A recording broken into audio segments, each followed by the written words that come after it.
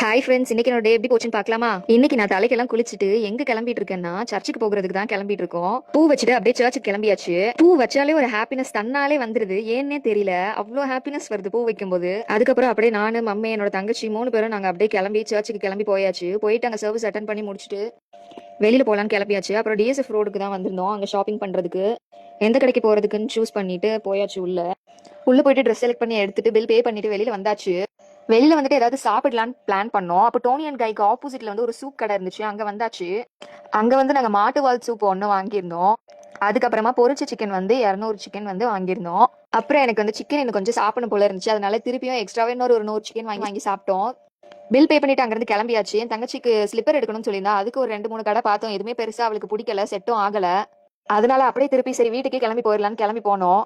Return வீட்டுக்கு போச்சுல, சுகம் ஹோட்டல் பக்கத்துல மதுரை ஃபேமஸ் ஜிகர் தண்டா இருந்துச்சு. அங்க நாங்க 2 பேரும் ஜிகர் தண்டா குடிச்சோம். முடிச்சுட்டு அப்படியே வீட்டுக்கு கிளம்பியாச்சு. என் தங்கச்சிக்கு வந்து நெக்ஸ்ட் டே பர்த்டே, சோ அதனால 12 o'clock வந்து கேக் கட் பண்ணி எல்லாரும் செலிப்ரேட் பண்ணிட்டு அப்படியே நைட் தூங்கியாச்சு.